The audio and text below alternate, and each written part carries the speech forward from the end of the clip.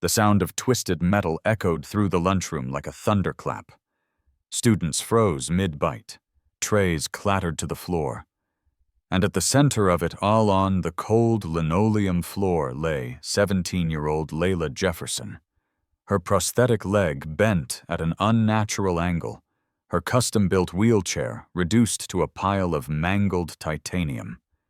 Standing over her laughing were 3 senior boys led by Troy Sanderson, the entitled son of the town's mayor, still gripping the aluminum bat he'd just used to destroy her only means of independence. The entire cafeteria held its breath. Layla didn't cry, she didn't scream. Instead, she silently reached for the shattered control panel her older brother Marcus, a Special Forces sergeant, had designed for her before he deployed overseas. But before her fingers could touch it, Ethan Cole Troy's cocky sidekick kicked the panel out of reach. "Stay down where you belong," he sneered, while another boy dumped a carton of chocolate milk over her head. For 3 long months, Layla had endured their cruelty. She was the only black disabled student at East Ridge High, and that made her an easy target for small minds drunk on power. But they had just made their biggest mistake, because just then the cafeteria doors slammed open with the force of a battering ram, and in stepped Marcus Jefferson, 240 pounds of pure muscle metals gleaming on his military uniform eyes, sharp from war. He didn't speak at first. He didn't need to. Every kid in that room knew whatever those boys thought they got away with that moment was over, and justice had just arrived. Marcus Jefferson didn't rush. He moved with the slow, deliberate steps of a soldier who had cleared buildings in Fallujah and survived IEDs in Kandahar. Students parted before him like the Red Sea. Even teachers pressed against the walls, unsure whether to intervene or simply stay out of his path. "Layla," he said, his deep voice carrying like a general addressing his troops. "You hurt." "I'm okay," she replied, her voice steady despite the chaos around her. "My chair's not." Marcus knelt beside her, his towering frame shielding her like a wall of armor. With a gentleness that stunned everyone, he wiped the chocolate milk from her face with a handkerchief and checked the alignment of her prosthetic leg. "That chair cost $20,000, she said softly. "You built it." "Remember," I remember, he said, lifting a shattered armrest from the floor like it was sacred. "He'll build you a better one." Only then did Marcus stand slowly, purposefully. And when he turned to face Troy, Ethan, and Blake, the 3 boys instinctively stepped back. Their laughter vanished, their bravado drained. "You know what's funny?" Marcus said, voice calm, even conversational. "I just got home from 14 months in Afghanistan. You know what kept me going? The thought of my sister here, safe, learning, living." He held up the broken armrest like a courtroom exhibit. "I installed this myself. Pressure sensors, shock absorbers, programmable controls. Took me 3 weeks to get it just right." "Look, man," Ethan stammered. "We were just what Marcus cut in. Just destroying medical equipment. Just assaulting a disabled girl. Just committing a hate crime." Troy scoffed, trying to salvage control. "My dad's the mayor. You're not gonna—" "Perfect," Marcus said, flashing a cold smile. "Makes the lawsuit easier. Deep pockets. Municipal liability. I'm thinking $2 million minimum." He turned to the crowd. "How many of you recorded this?" Dozens of hands slowly went up. Phones raised in silent witness. "Good," Marcus said, rattling off an email address. "Send me the videos. Well, forward them to the FBI and CNN. Let's see how fast the mayor's office responds when this hits prime time." Destiny watched from the floor, stunned. Marcus could have flattened all 3 boys without breaking a sweat. But instead, he was dismantling them the smart way, legally, publicly, permanently. "You can't threaten us," Troy muttered, but his voice cracked under the weight of it all. "I'm not threatening," Marcus replied. "I'm stating facts. In the military, we call it a situational assessment. You destroyed my sister's mobility device. Fact, you assaulted her. Fact, there are witnesses. Fact, your father's career is over. Probable fact." Then, as if the tension wasn't thick enough, Marcus walked over to the lunch line, grabbed a tray, and started loading it with food. "What are you doing?" Blake asked, voice thin and shaking. "Getting my sister her lunch," Marcus said evenly. "She missed it because you three decided to play tough guy." He returned with the tray and gently set it beside Layla. "Oh," he added casually, "and I'm calling my lawyer. He loves cases like this. Sympathetic victim, clear liability, deep pockets. He's going to buy a new boat after this one." And at that very moment, as the student stood frozen in silence, the principal appeared at the doorway with 2 security guards. Marcus' eyes narrowed. Perfect timing. He turned calmly. "Principal Barnes, I assume you're here to arrest these 3 for assault." The room held its breath, because what happened next would change everything. Principal Barnes hesitated. Sweat gathered at his temple despite the air conditioning. We'll need to conduct an investigation," he mumbled, glancing nervously at the crowd of students still filming. "School policy requires an investigation." Marcus echoed his voice, calm, but with an unmistakable edge. "My sister filed 17 harassment reports in the last 3 months. I have copies of every single one. Know how many you acted on?" He held up his hand, forming a 0 with his fingers. "Deliberate indifference. That's what the courts call it. You ignored her, repeatedly. Now the school district's on the hook." Layla, still seated on the floor, nodded solemnly. "You let them treat me like I was invisible," she said, her voice clear. "Like my disability made me easy to forget." Marcus knelt again, helping her into a sitting position on a nearby bench with careful hands.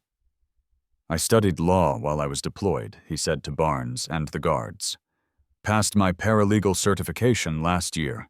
I know what laws you've broken. The Rehabilitation Act, the ADA, Title VI for the racial element, Title IX for the gender-based harassment. That's a federal investigation, loss of funding, personal liability." Before the principal could reply, the cafeteria doors opened once again.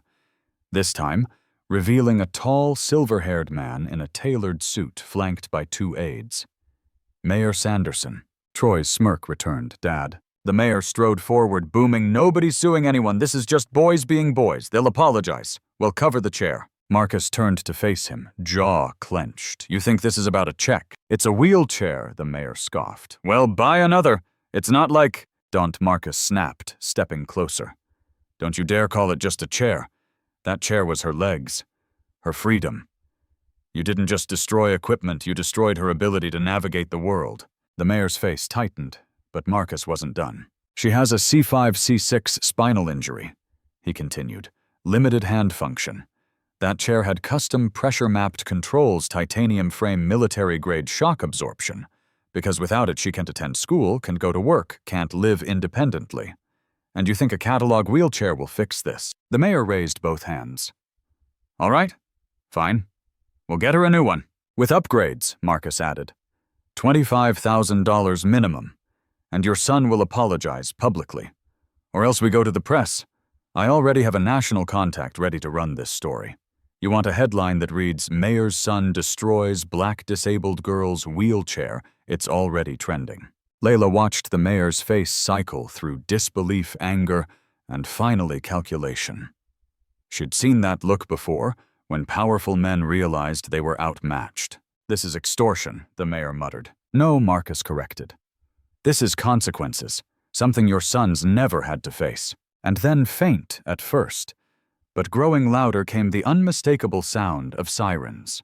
"Police." Troy's face turned pale. "Dad." The mayor clutched his son's arm. "Don't say anything. He'll call Patterson." Marcus smiled. Already retained him, he lied. "Conflict of interest. He's not taking your calls." Within seconds, 4 officers stepped into the cafeteria. The lead, Sergeant Vega, surveyed the damage, the crowd, and the terrified boys. Marcus calmly pointed. "Those 3. Destruction of medical property, assault on a disabled minor, multiple witnesses, multiple recordings." Sergeant Vega nodded. Boys turn around. Handcuffs clicked. Gasps filled the room. Justice had begun. But Layla wasn't finished. Not yet. As the officers read Troy Sanderson his rights, the cafeteria was deathly silent. Phones trembled in hands, recording every moment, every tear running down Troy's face as he was cuffed and escorted forward.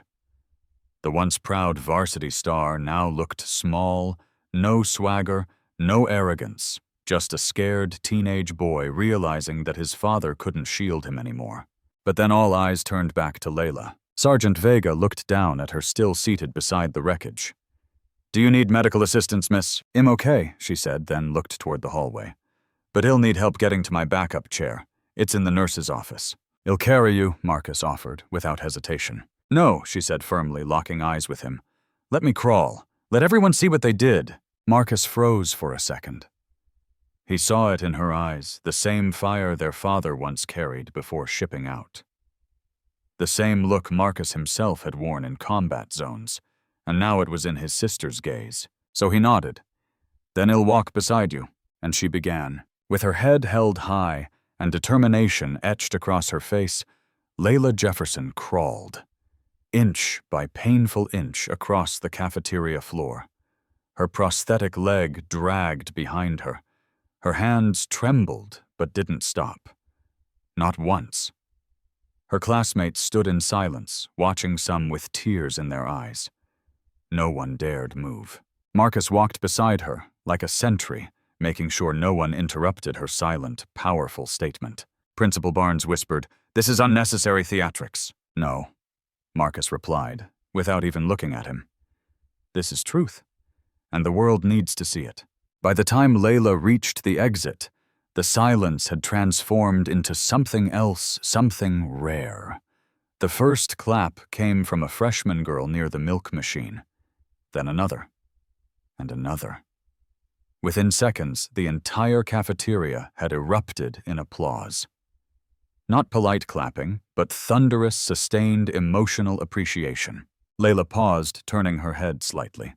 "Hey, Troy," she called out over the noise. He looked at her pale, tear-streaked, completely undone. "I told you you'd regret it." Marcus lifted her into his arms, then not out of pity but out of pride, and carried her the rest of the way to the nurse's office. Inside, Layla allowed herself to exhale for the first time. Her backup chair was outdated, clunky, and uncomfortable.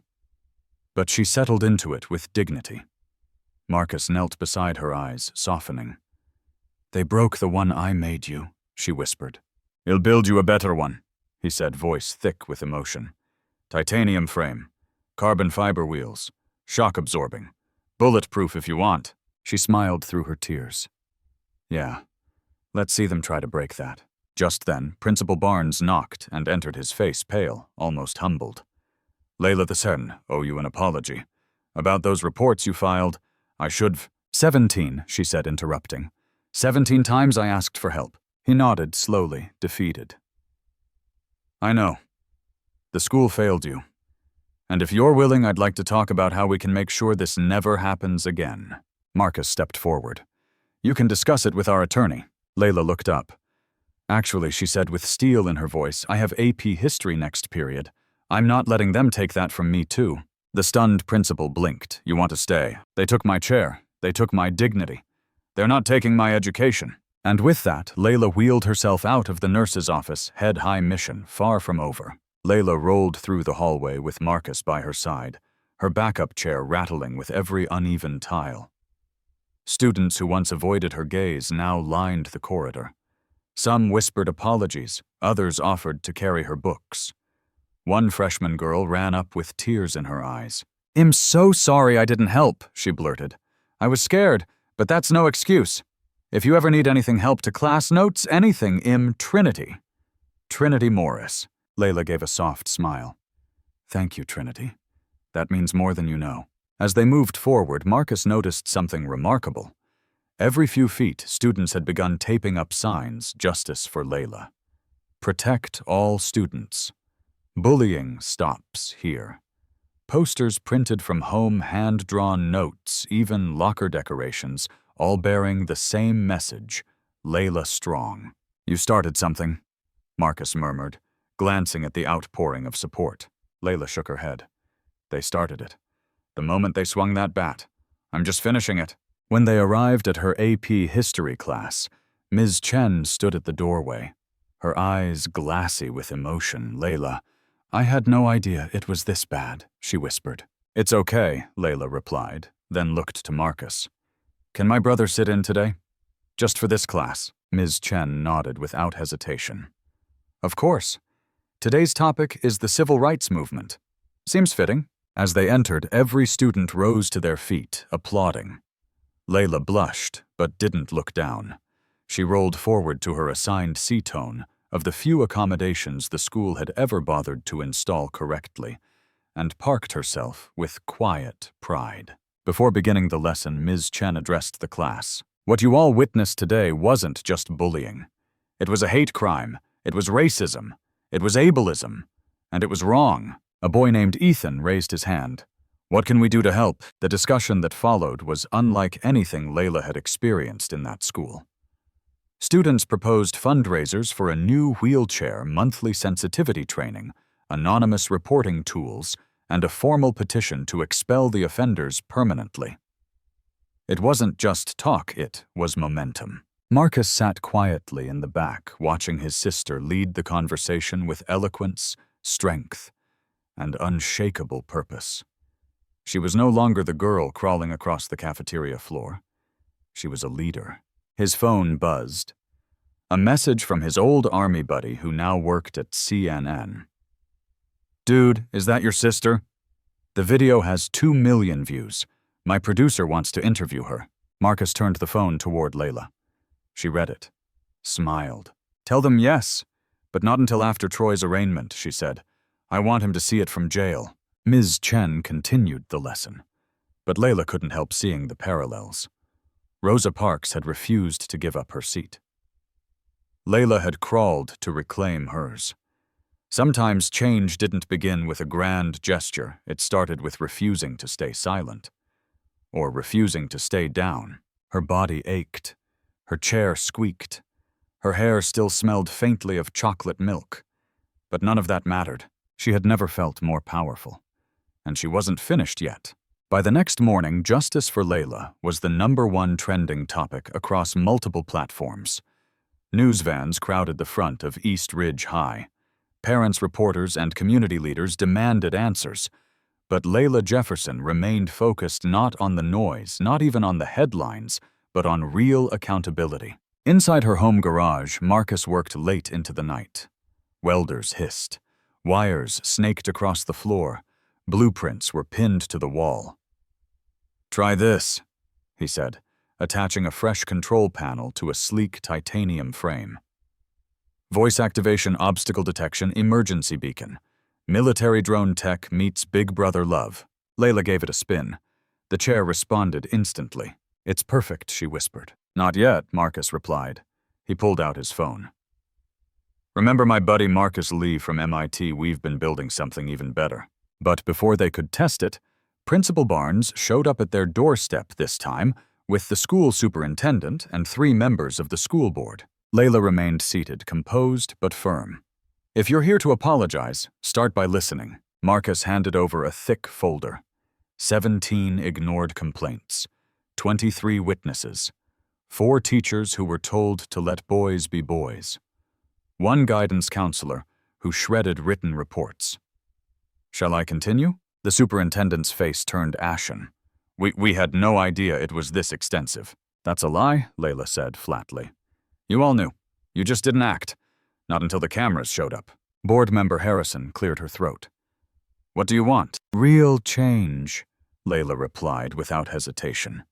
She handed them a list: mandatory staff sensitivity training, monthly audits of bullying cases, the hiring of a disabled student advocate, and Principal Barnes' immediate resignation. Barnes sputtered. "My resignation? You didn't protect me," Layla said. "You failed at your most basic job. You knew. You did nothing." Marcus stepped forward. "She's being generous because legally we could name you in a negligence lawsuit. You'd lose your pension, your house, everything.